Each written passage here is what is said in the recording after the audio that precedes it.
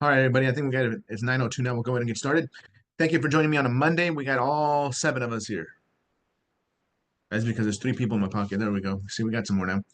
All right. If you guys can hear me, give me a thumbs up or leave something in the chat.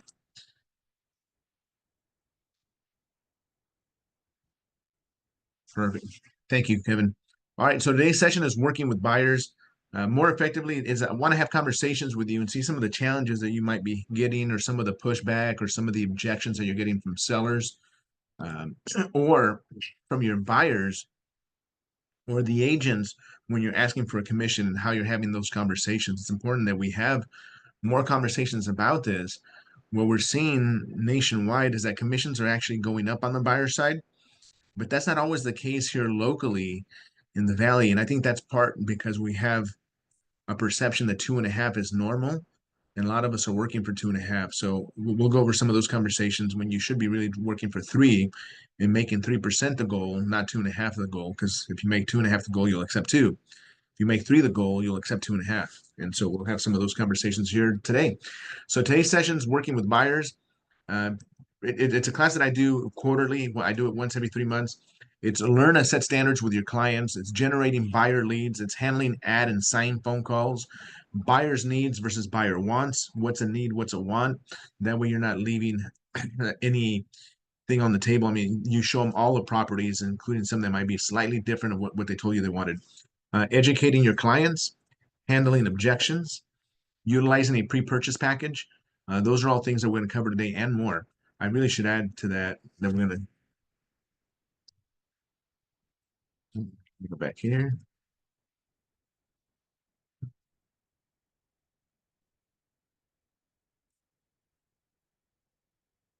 How to keep your full mission. All right, so when we come to talking about setting standards, it's simply a set of standards is a set of rules or guidelines for ensuring uniformity, processes, or quality. It's like standards.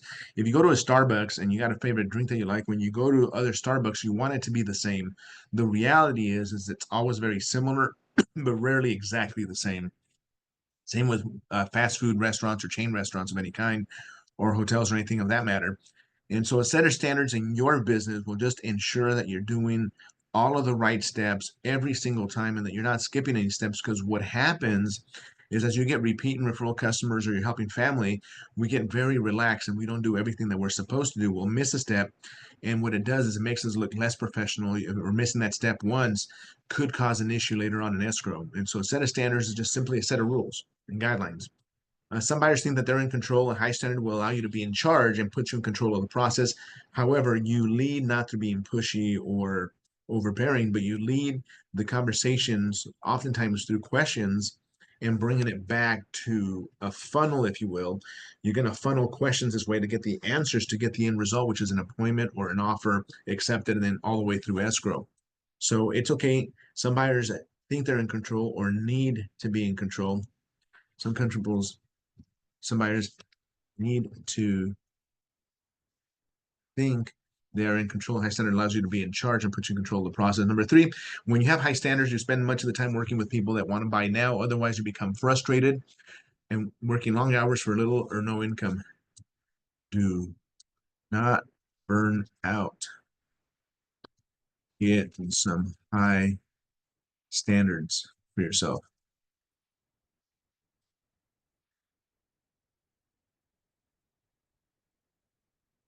When you have high standards and you operate your business effectively from those standards, you increase your efficiency and effectiveness, and at the end of the day, your profitability. And that's what we're all in it. Look, I never did it just for the commission alone. Yeah, that was the end result. Yeah, that's what we all needed to pay the bills.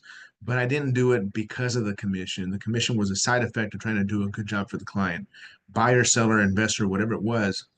If you're focused on doing a good job for them, then what will happen is the commission will come and you'll get more of them.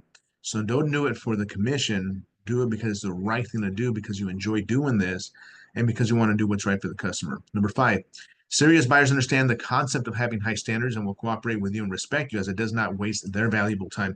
Look, if some of you had an ache and a pain today, do you just pop into the doctor without an appointment?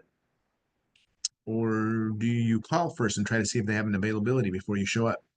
And 95% of the time, you don't just show up, you make an appointment. And it is the same. Serious buyers, sellers, and clients, investors, all of them, they will all honor your boundaries. And if you say you need to make an appointment with you, they need to make an appointment with you, they'll do that. And so be aware of that. They're going to, it's again, it's more professional. Unmotivated buyers will not want to answer your questions or cooperate with the process because they're just not ready, or they're looking around, or they're wasting time because they're bored. And so you got to ask yourself, do you really want to work with these buyers or not? Number seven, when you have high standards, you will have more time spending generating brand new business or more time with your family or both, right? So when you're working from a higher set of standards, you'll realize that people that want to work with you will, and you'll see that some of the people that give you a red flag because as soon as you're talking to them and just something doesn't feel right, you give those to somebody else. It doesn't mean that because you're not getting along with them or because they rub you the wrong way, it doesn't mean somebody else in the office might not be able to work with them. And so work with a high set of standards. And when somebody doesn't meet those standards, it's okay. So give them as a referral to somebody else and collect a referral commission if they closes, right? And so have a high set of standards. Number eight, when you have high standards, you will have more time to spend enjoying your personal life. And that's really what we all want more of. A lot of us are kind of spinning our wheels trying to make things happen. We've had a tough year and a half or 2 years, most of us. And so now that we're getting through and the business is picking up and we're getting close to tax return time and there's buyers kind of flowing through and there's more inventory coming up and there's new construction with great deals, you are going to be very, very busy. So you have to make sure that you're working with people that are ready to make a buying or selling decision right now or in the next, 30 to 60 days, whatever is appropriate for you. Number nine, when you have high standards, you will start living the life that you design instead of having to live by default. And that's what happens. A lot of us, we got in real estate however long ago. We're making a living at it. We're good at several things in real estate. We enjoy it. We enjoy the freedom that it gives us. And by freedom, I mean freedom of schedule. And what we all want is a little bit more freedom financially. And so when you have a high set of standards, you're going to start living your life because you design it. Because you say, hey, look, if I can close one transaction a week, if my goal is one buyer, one seller per week, that'd be two, by the way. But if that's my goal, is one escrow per week or whatever, doesn't matter if it's a buyer side or seller side, but if that's your goal, and if you work really hard, if you work 40 hours to trying to find one escrow per week, you could really have some life changing transactions this year and some life changing income and some life changing things happen to you. But it starts with effort. It starts with believing that you can do it. But if not, you're going to keep doing what you've always done in real estate, and you might be earning a great living, or you might be just getting by, or it might just be extra income, whatever it is for you. Um, but you're kind of just existing in it. You're going through the motions that you've always gone through. You're going through the pattern that you've always done, and you're not increasing it. And so get better at it, right? Improve what you do every day. Even if you improve just 1% per day, I mean, that's 365% better at the end of the year. So just 1% per day, make that your goal. What are your standards, right? Here are some suggestions. Again, these are just suggestions. These are just ideas for those of you that aren't working with a set of standards that you have in writing or that you really have mentally taken ownership of. Number one, only work with prospects who are serious about buying or selling, past clients and center of influence, direct referrals. That's it. So are they serious? If they're serious, it doesn't matter how, if they can be strangers to you, but if they're serious about buying, selling, or investing, they're yours. Past clients are easier to work with, center of influence, and direct referrals. Only work with buyers who have to buy now or have a high level of motivation, right? So again, if somebody says, hey, I'm going to move in a year, I'm not going to write them off. I'm going to say, why a year? What happens in a year? Well, I get transferred from my job or I'm retiring at the end of the year. I want to wait till the holidays. I want to be there one more time. And you ask more questions and you find out why, find out the motivation. And again, sometimes they say a year, but they could be ready to do it in 6 months or 90 days. Excuse me.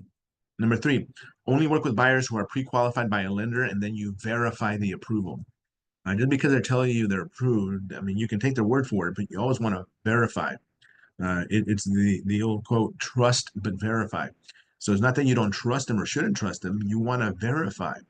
We're in a world where a good property right now is going to get multiple offers. That's a real estate market that we live in right now. And so you want to make sure that you have a solid approval. You want to talk to that lender. You want to make sure that they've turned in all the documents they need, and you want to get on the same page with that lender. So always verify the approval. Number four, make sure all decision makers are present when you're working with the buyer. Look, there's going to be situations where one of them's at work, one of them's already gone for relocation, or only one's available to look at a property, and that's fine. Those are the exceptions. The rule is try to make sure that all decision makers are there. There's exceptions to the rules, but if you can avoid one of them not being there, try to get everybody together. Number five, only work with buyers who have realistic expectations. Only work with buyers who are realistic in their expectations. Look, they're all going to tell you something that sounds unrealistic. I want a 4-bedroom with a pool and a corner lot and 3-car garage for 250,000. Reality is that you can have some conversations with them and show them that that's a $450,000 house now minimum, and the price can go up from there depending on the condition and size, right? And so it's okay if they tell you something that sounds crazy, so long as they're realistic after you have some conversations with them. Number six, only work with buyers who are receptive and cooperative. If they fight you every single step of the way, do you really want to carry that client through escrow, fighting with you? They're always going to be upset with you no matter what you do. After it closes, they're going to be even more upset because now they're in a property and they're going to try to sue you. I mean, just if they're not receptive, you don't want them. Give them somebody else. Only work with buyers who are shopping in the area that you service. Look, the reality is we're licensed as real estate professionals in the entire state of California. That's where you're licensed to do business. So legally, you can sell anywhere in the state. Should you sell anywhere in the state? The reality is that you probably should stay closer to the areas that you know. The areas that you know, the areas that you can do a good job for your clients, the areas where you can keep them and yourself safe and out of legal trouble. When you don't know an area, you can get yourself in trouble. And it's easier to work with buyers in those areas, and travel with buyers, and go out there and get access and open up properties. And if you're willing to do it and you think you can do a good job, great, but make sure you consult with a local manager if we have an office in that town, or a local agent in that town, and make sure you're not missing a step. I'll give you an idea. Dinuba, right here on the edge of Tulare County. Dinuba is one of those towns where it's in Tulare County, but it borders Fresno County. And the people of Dinuba go either to Fresno or Visalia for a lot of what they need that they can't find locally. And it's a good sized town. It's a great town, a lot of economic development going on there. It's really the Dinuba Relay area, but I'm giving you this example. In Dinuba, when a property is sold or when a new tenant moves in, the city will not turn on water service until they send an inspector out to the home to inspect all the faucets and toilets and shower heads to make sure that they are all low flow. It is the only city in the valley that I'm aware that does that. Nobody else does that except for that town. And so, can you imagine selling a property there not knowing that? Or more importantly, what if your buyer bought it and now they can't get water? Now they got to replace 2 toilets, 2 shower heads, and a few faucets, right? It could get one of those things where they're going to be upset and they're going to expect you to pay for it because you didn't warn them and you were the professional real estate agent.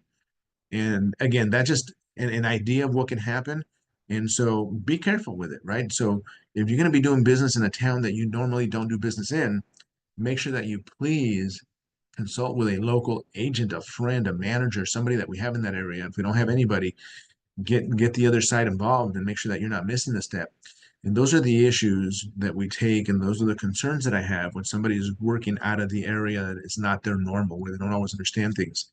Santa Cruz County has a different thing. Actually, not Santa Cruz County. I apologize. The city of Santa Cruz within city limits, because of their 1989 earthquake, they have earthquake retrofits. Can you imagine selling a property that has to get lifted and reset on a different foundation? That could be in the hundreds of thousands of dollars, right? And so, again, only work with buyers who are shopping in the area that you service or where you understand the local ordinances and laws. Number eight, only work with buyers who will meet you at your office. This one, um, this is a safety thing. Safety. Photo.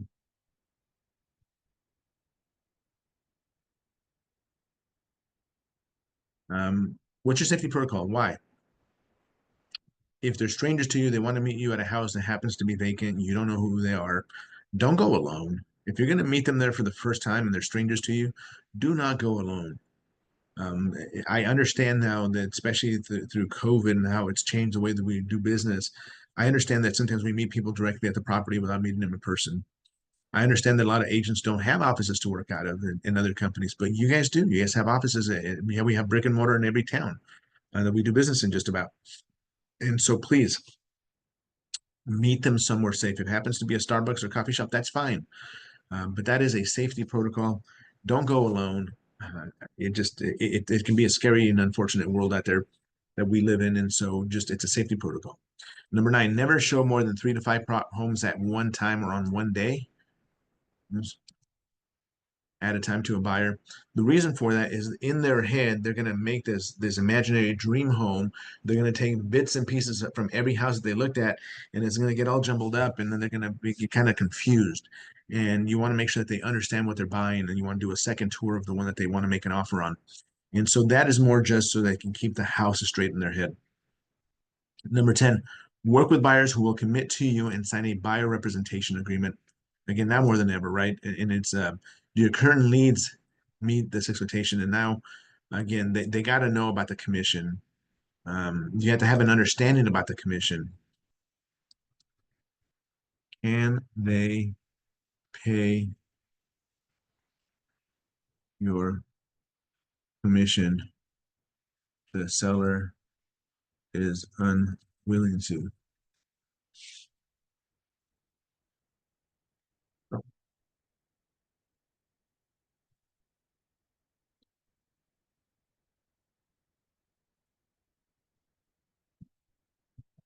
Have that conversation with them immediately.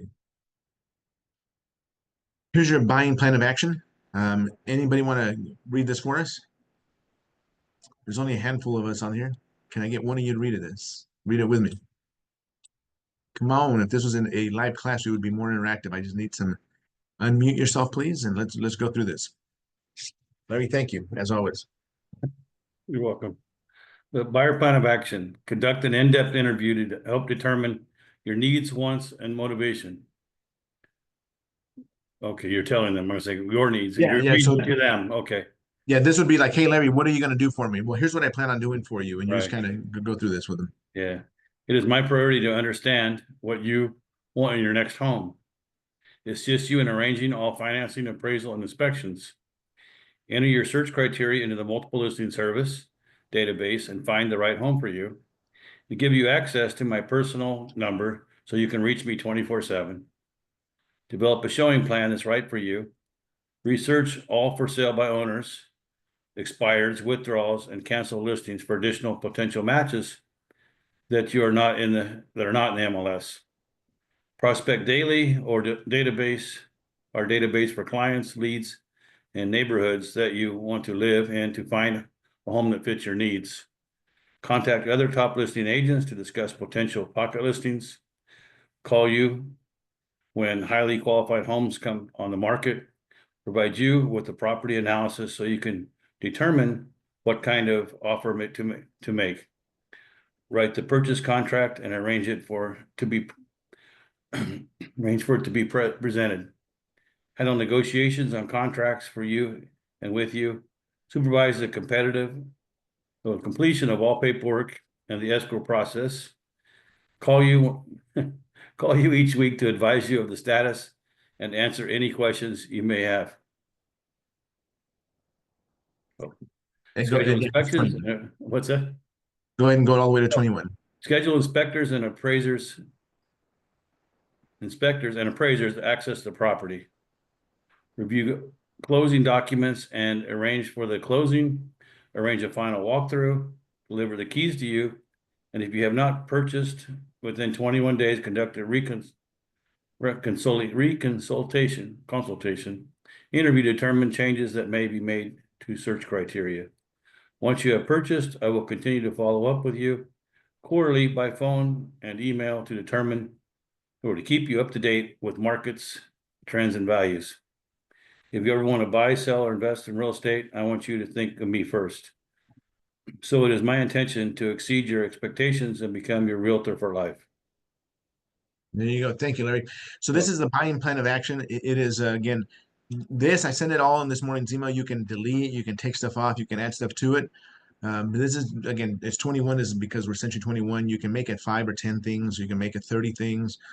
In my, 21 is a lot, but you guys do a lot. And so that's kind of how that works. Generating buyer leads. So again, how do you find leads? I think that's the magic in real estate. It is I get oftentimes asked, or I have this conversation with agents when they're first coming to the company or brand new to the business. And I always tell them that real estate itself is not hard. It's not a hard business to learn or a hard industry to learn, but it's not easy. It takes a lot of effort. If you can learn the contract, then you'll keep yourself legally safe and your clients legally safe. At least I hope. Sometimes you can get sued for things that are no fault of your own, and you got to just defend yourself. But I think that the biggest magic to real estate, the biggest way to have success, or the most elusive part for a lot of people is generating leads, whether they're buyer leads, seller leads, client leads. It's generating leads, I think, is what separates the average agent from the superstar agent, or the agents that are just having a lot of success. And so if you want to increase the amount of transactions you're having, increase your income, increase the amount of influence you have in the real estate industry, and really just the amount of change you can have in life, is to get better at generating leads. If you can find more customers that want to do business with you, um, it's kind of the magic pill, is just how do you generate leads. So we'll go over some ideas on how to generate some leads today. But the reality is that some of you are just naturals at it. Some of you only do it when you have to because there's bills that need to get paid and you don't have anything in escrow. So now you're kind of pressured into finding some customers. And then some of you just have this knack of just finding customers, or some of you have been in the business a while and you do enough business on repeat and referral. And so what we want to go through is just some of these ideas. So in order to become, well, all right, so let's go through generating. Let's read this top one. So understanding that buyers are like sellers, and you have to go find them the majority of the time. They're not going to come in looking for you. Do they come in looking for you? They can get referred to you. All that stuff can happen. But typically, you got to go find them most of the time. In order to become successful, you must spend at least 2 hours at each day looking for new buyers and sellers. Don't expect them to be given to you.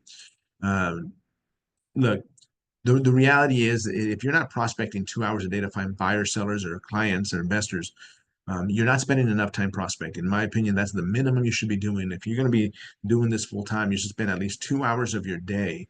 That's 2, 4, 6, 8. That's about 20%, 25% of your daily activity in real estate should be focused on trying to find new customers. You find them through your sphere of influence. That's people that they know you, they like you, they want to help you, or people that you have saved in your phone. If you haven't saved in your phone, at one point you've met them or they were referred to you somehow. So please go through everybody in your phone first. Next one is past clients. They know you, they like you, and they want to help you already. Past clients are also great referral sources. And so just keep doing that. Keep going after them. The next one is tenants. Tenants, if you have any rental properties of your own, go after your own tenants and see if they want to qualify, or see if they qualify to buy a home and make them homeowners, and that's better for them. And then sometimes better for you because you can move them out, renovate the property and maybe increase the rent. But also properties that are being sold on the MLS that are current rentals. Oftentimes nobody's approaching those tenants to seeing where they're going to go, and oftentimes they can qualify to buy. Not always, but sometimes. And so why not?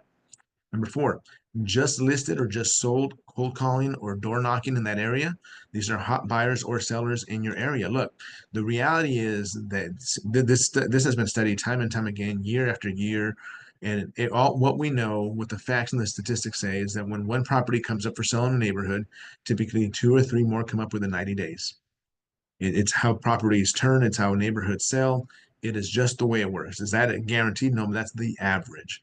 So when one property comes up for sale, regardless of what company has it for sale, if you start door knocking that neighborhood, chances are you're going to pick up another couple of listings. Maybe you get the next 2 or 3, maybe you get one. And so that's just additional business. How about buyer referrals from other agents that are out of the area? They don't want to come and work in your area. It's too far of a drive. They don't know. They don't have the MLS. They don't have access to the houses. They don't have the electronic key to get in. Whatever it is, start building a network of agents that are out of the area, possibly within our own company, that don't want to drive to wherever you're at and do business. Reach out to the other offices and see if you can get referrals that way. Next one is number 6, asking existing buyers who are effectively and actively shopping or pending for their friends and family. What are the referrals? Ask them for the names. Anybody else you know that wanted to buy, sell, or invest in real estate? And then classified advertising. This was the number one way to advertise yourself when you got into real estate. Is you did newspaper, you did the prints, you did the local Thrifty Nickels, you did the local real estate magazines, you did some local maybe radio. It was just the way it was. And now through social media being mostly free, social media is free, but I think everybody should be posting their sorry, boosting their post with some paid advertisement to increase their reach outside of their network of friends. And so classified advertising, by the way, still works. Who's reading the newspaper? Who's reading those type of magazines? It's typically a demographic that has the ability to buy and probably controls a lot of real estate assets already. And so should you ignore some of that classic type of advertising? No, classified advertising still works. So I would recommend that you do that. It's a great way to reach a certain audience, a certain demographic that still likes to read it, and try to get yourself some business that way. Social groups, charities, community functions, and referral sources. Are you a part of any boards, any clubs? Can you be a part of anything else? Can you join a club? What is it that you believe in? What is it that you like to work with? What nonprofits? Can you get yourself involved in the community in some kind of a way?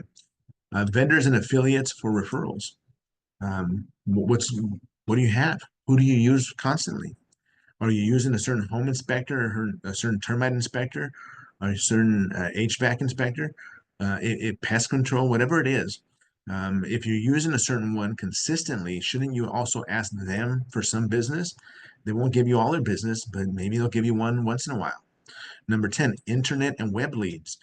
Look, you all have a free website through century21.com. Do you have it done? Actually, yes, I'll have two, one in English, one in Spanish, but do you have it completed? Is it generating any leads for you? Have you spent the time to make it look better, to make it work for you? And so some of that. Open houses, but if you're going to do open houses, try to do high impact open houses only. That's where you flyer the neighborhood before the open house. You're going to have an open house on Saturday, then this Wednesday and Thursday and Friday. You're out one of those 3 days, preferably Wednesday and Thursday. You're out there flyering the neighborhood, inviting all of the neighbors to the open house, letting them know that the first hour of that open house is the neighbor exclusive only, and seeing how many people you can get through. And the next one is, do you have signs out there? Do you have your phone number posted on different things? Are people calling and texting you? Are you terrible at answering your phone, or maybe you can't answer when you're with a client? Do you have a capture system where it gives them a voicemail and captures their phone number? If not, do you ever just call them back from your call log? And so these are just different ideas on how to generate additional buyer leads or just leads in general. Tips for converting sign and ad calls. Look, we got to get better at the phones. We got to get better at having conversations around real estate. This is what we do for a living. This is how we get paid. This is where we need to get better at several things. And so if you're not practicing how to be better on the phone, you're leaving a lot of money on the table. You got to practice how to convert phone calls into appointments. So you want to approach the call with energy and enthusiasm. You want to build rapport by asking them questions, some common ground about things that are important to them. Hey, you're calling about the house over here on Morton Street? Great. What is it about the house that you like? Are you looking to buy, or are you one of the neighbors? Oh, I'm not one of the neighbors. Why do you say that? Well, it's been my experience that oftentimes we get phone calls from the neighbors that are driving by or just curious to see what the price is. And you just keep a conversation going with them.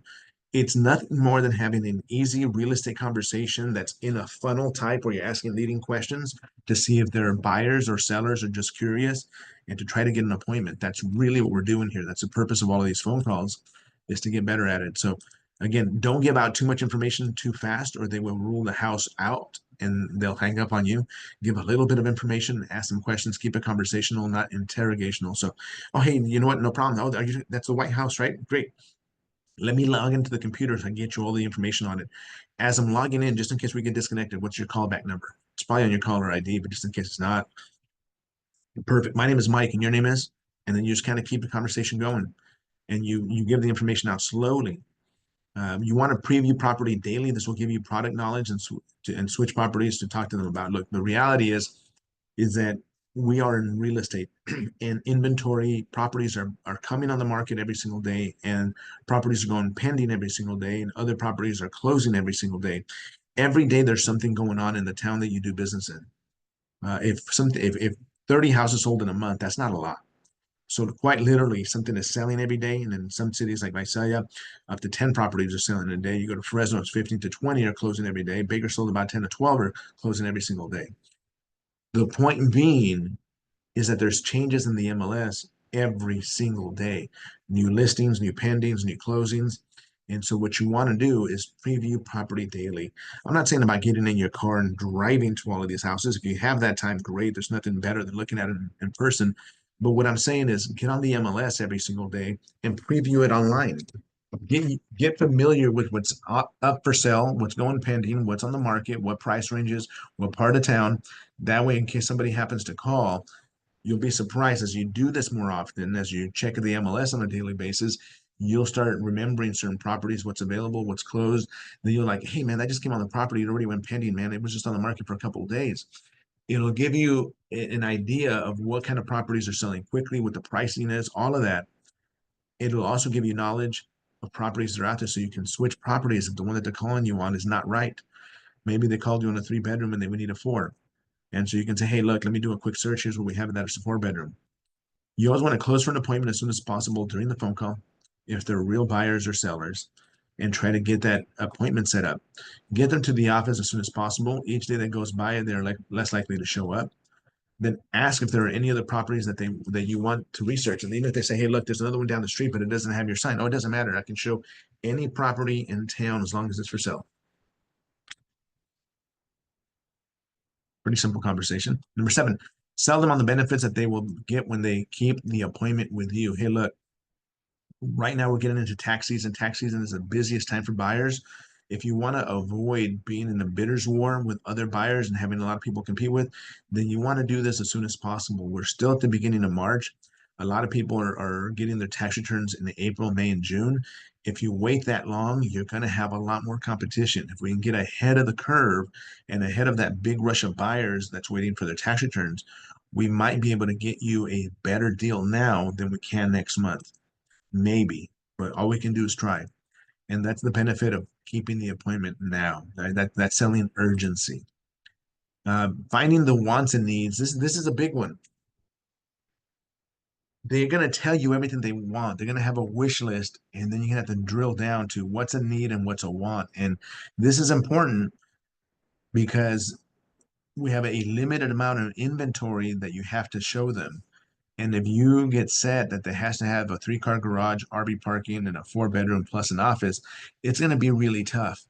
But if they tell you, hey, look, I can do with a 3-bedroom plus an office, or a 3-bedroom with a den, or a 4-bedroom with a den, opens it up. Hey, look, I want to have a 3-car garage, but if it's a 2-car garage with RV parking, that might work. You really kind of got to go through it, right? Right now, people would buy a house that fits their needs. In the summertime, a lot of people are looking for a pool, and there's not every house has a pool. So it's what's a need and what is a want. There are times where a pool is an absolute necessity. It's going to cost you 50 to 80,000 to put in a basic pool, depending on where you live, what kind of property you have, and how expensive it's going to be the company that does it for you. But it can be really expensive. They may be able to buy the one across the street for 20 grand, and they may be willing to sell theirs and move across the street to get the pool for 20 grand as opposed to paying 50 to 80. It's what is a need and what is a want, or what would be nice to have. Together, these includes all the features that would cause the buyer to want to own the home. There are 2 approaches to uncovering these things, and that's just asking them direct questions about the feature, such as what type of dining room do you need, or use-oriented, like what type of entertaining do you do? Where do you usually eat your meals? Do you dine in a formal or informal manner? Like when you guys have dinner as a family, are you guys having dinner in the kitchen or in the breakfast nook all the time? Or do you guys go to a separate dining room every single time and you guys have it formal style? And if that's the way they dine, then that's going to be very important to them, right? But it's asking them how they, I mean, everybody wants to have a formal dining room, but not everybody. But why? Do they use it once or twice a year during the holidays and that's it? With the use-oriented questions, you have more a complete understanding of their requirements and you avoid locking out possible alternative or other homes that they might be in their budget and they might want to buy. And so a lot of times what we do is educating the buyer. A lot of what we do is educating the buyer. And especially now more than ever, right? Especially with commissions and everything else. So we suggest that you discuss the following with buyers so that they have a proper expectation of the process. Items to include: Just a quick cover or introduction letter of who you are, how long you've been in business, what you plan on doing for them, the overall timeline of the home buying process. You can get this, by the way. Most escrow companies, title companies have something like this that they can give you. It's just the process, the escrow process for buyers. Agency relationship, or you can create your own. Agency relationships, duties owed, buyer's broker agreement, and commissions and compensation. Conversation.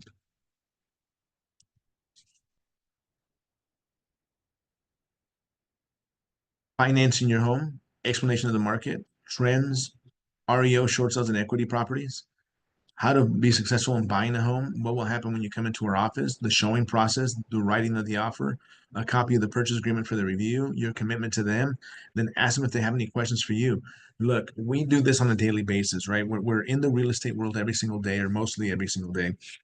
And so what becomes second nature to us over time is something that is still very stressful and unfamiliar to a lot of our customers.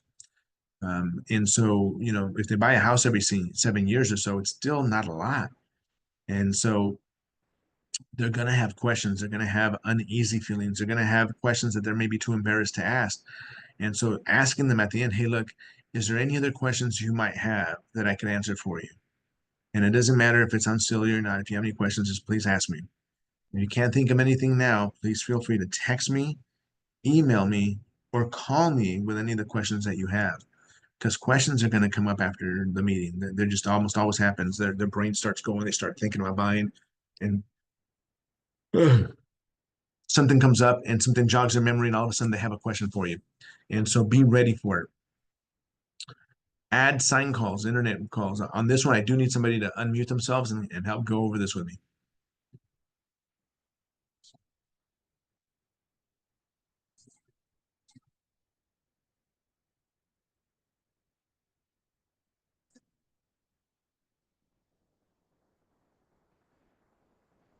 I need one.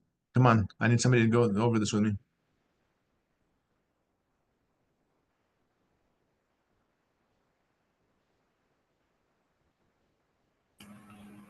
I can do it. Perfect, Penny. Thank you. Larry, you're on too.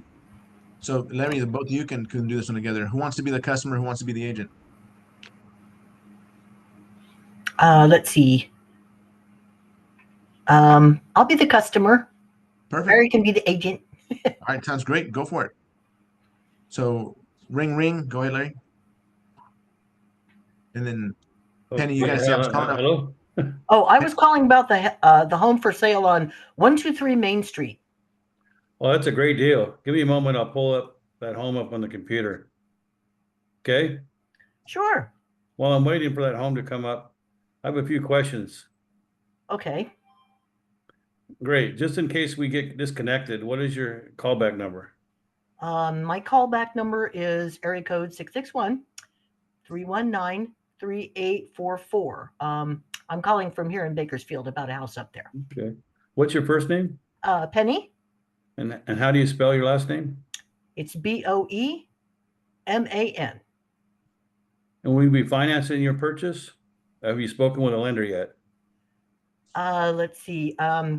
Yes, I have. I've just started the process, though. I thought I might need to get a lender that's closer to the area up there instead of down here in Bakersfield.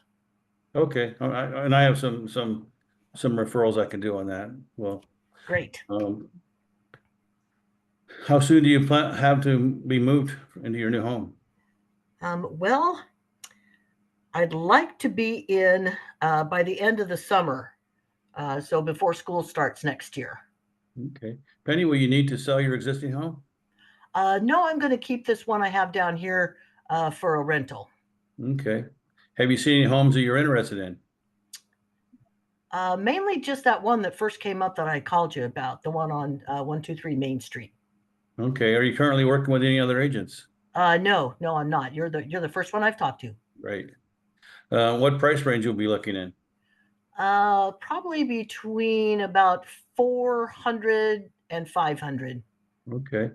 And how much of a down payment are you planning to work with? I'll have 20% for down. Okay. I'd love to help you buy a home, are you aware it would take 1 to 2 months in the market to buy a home and move in? Yeah, I wasn't sure on the timeline on this, but yeah, that's makes sense. Okay, so my question is, do you have to be in your new home in 2 to 3 months, or do you want to start the process then? No, I need to be in by then, so I need to start and get something going now. Okay. Fortunately, to get one step closer to Visalia, all you need to know, we need to know to do now. Can you scroll it up? Yep.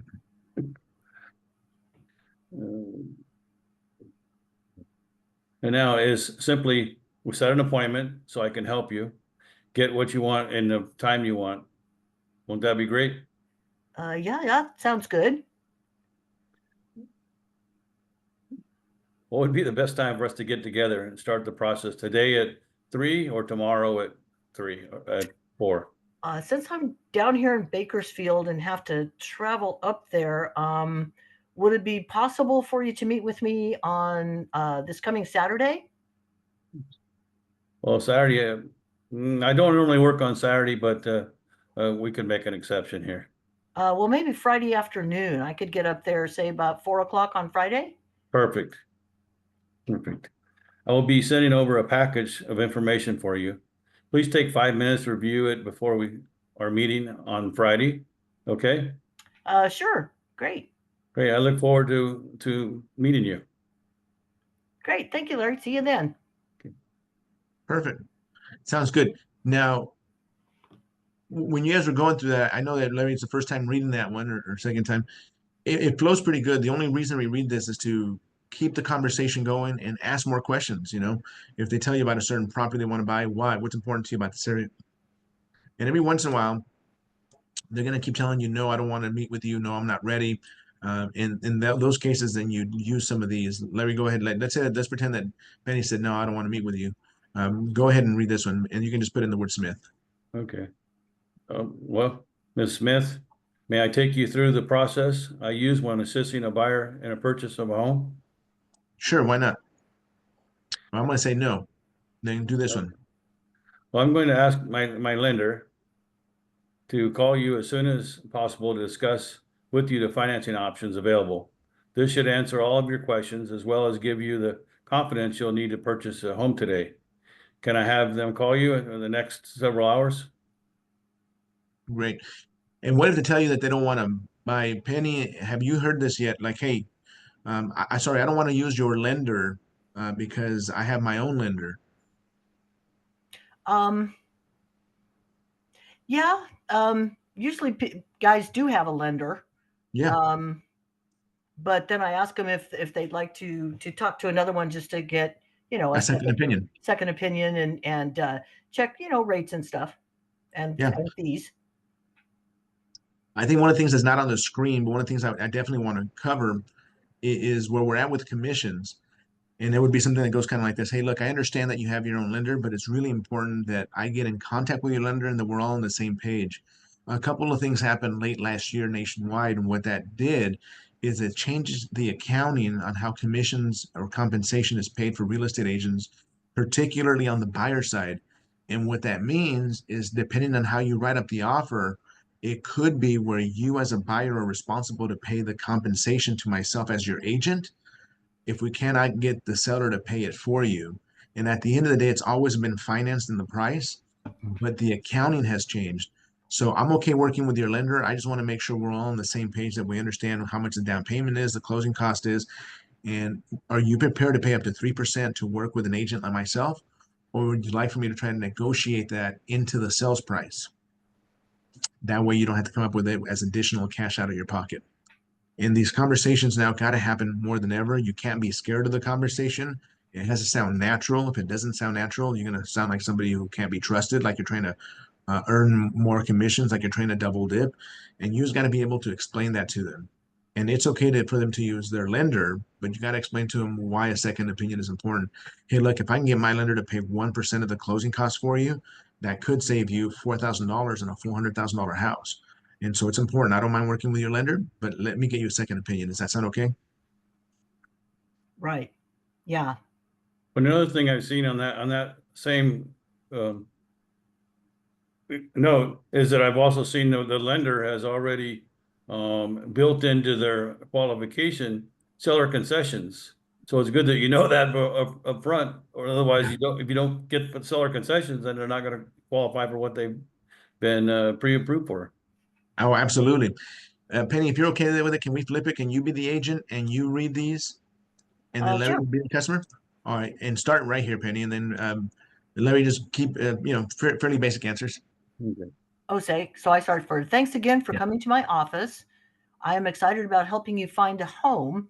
I would like to take a few minutes and ask you about the home you would like to purchase and your home buying needs. Is that okay? Yeah, that sounds good. Okay. What area of town are you interested in?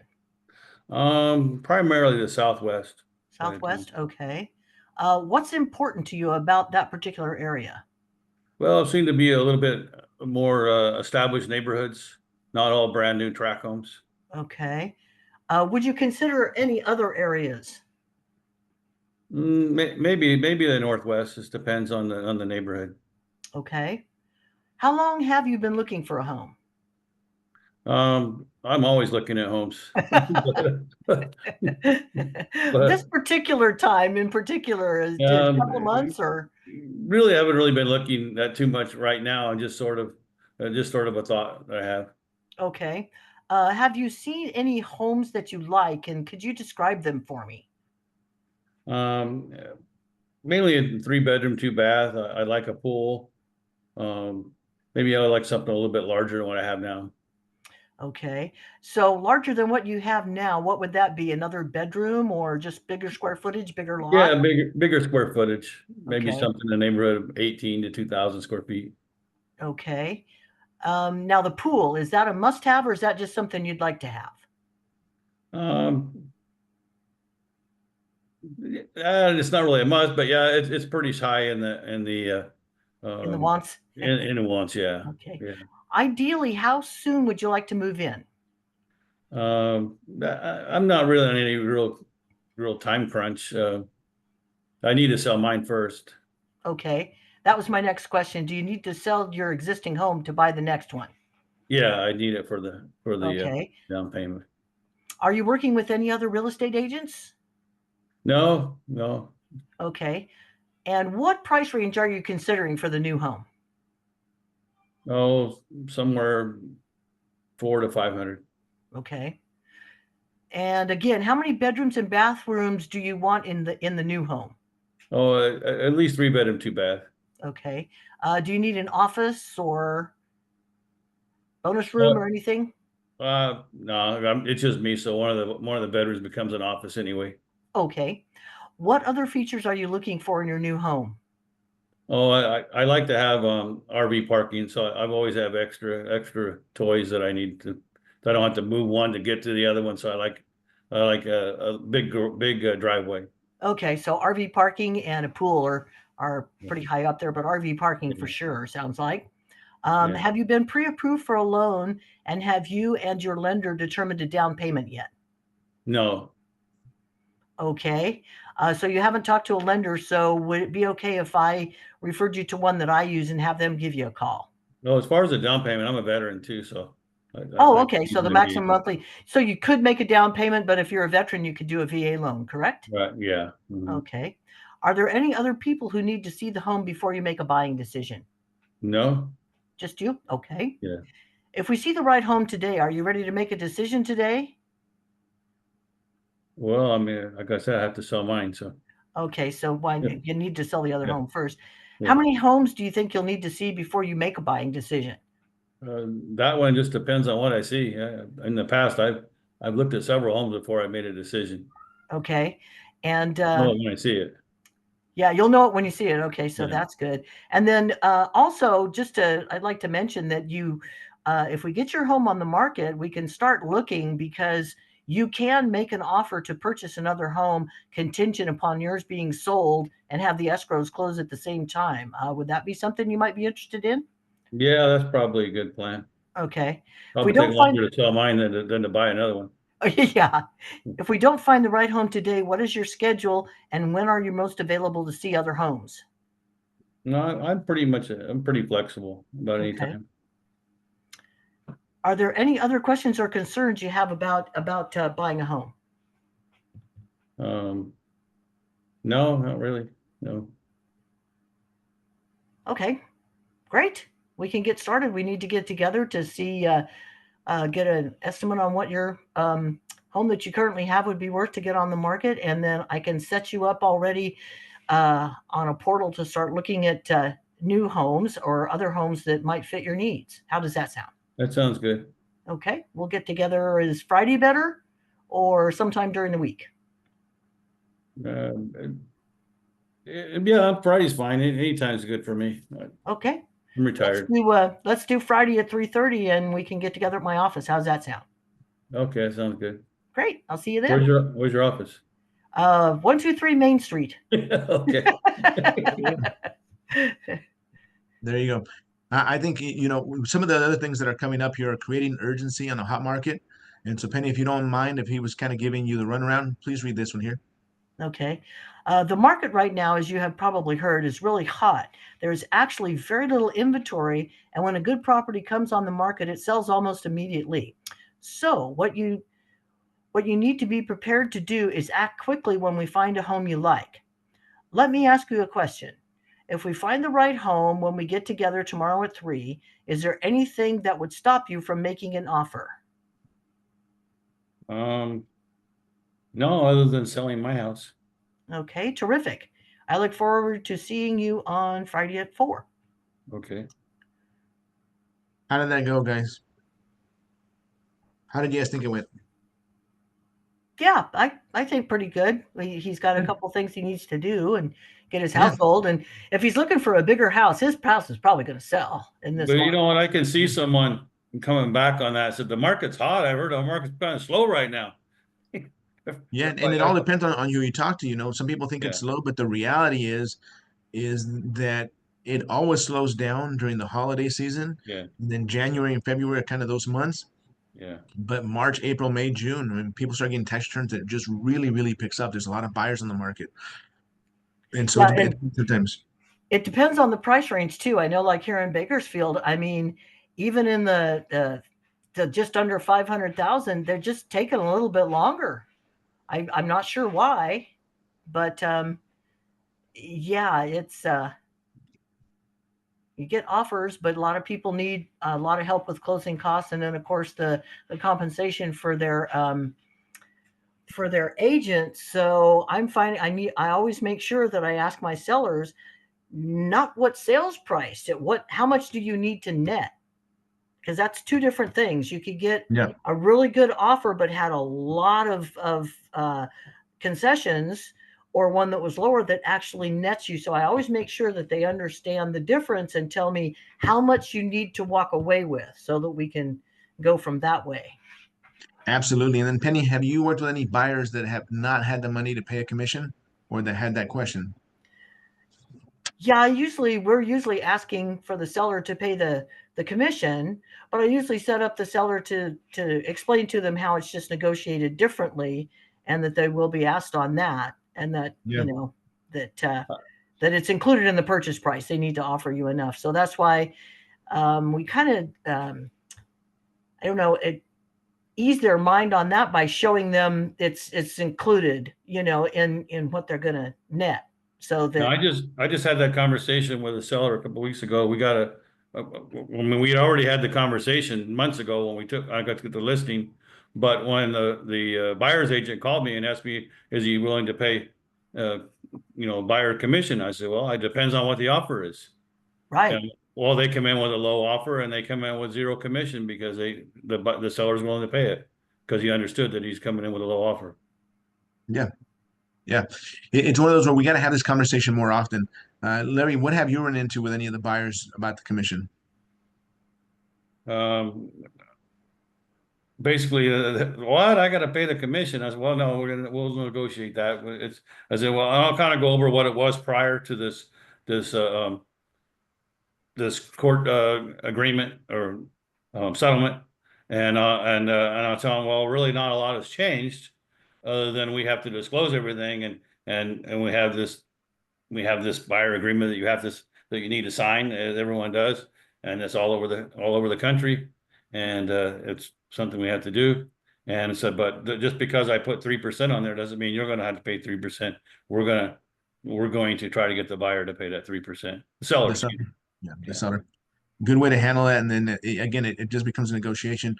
Bobby or Yolanda or Renee, anybody else on the call, have you guys had any of these questions from your buyers, and how are you guys handling them, or what can I answer for you? I will tell you that I was listening to a Jared James podcast, and he was doing a report, and he said that nationwide buyer side commissions are up.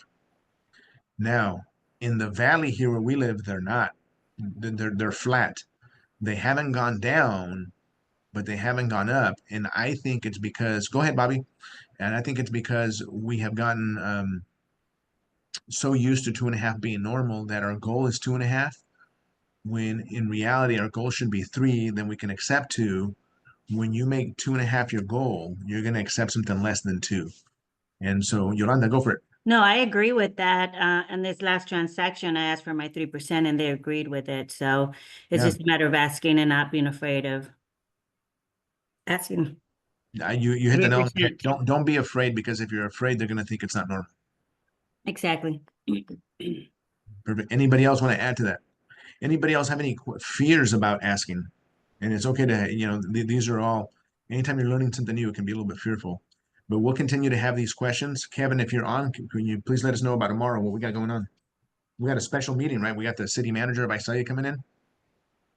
Yeah, yeah, we have a great meeting, some special guests, and we have a lot of company updates. And hope you all can join. Yeah, we have the city manager. She'll be in tomorrow to give us a update on the city, economic, and everything else that's going on, answer any of your questions. Next Tuesday, we'll have the chief of police into the city from the city into our meeting to talk about everything. And so that's going on and pertaining to his department. And so again, please join us. Bob Patel set these up for us again. He does every year. So thank you, Bob, for that. We look forward to seeing you all here tomorrow morning, 9 a.m. live and in person in the office is preferred, or you can join us via Zoom. Thank you, everybody. See you Have a good day. tomorrow. Bye. See you mañana.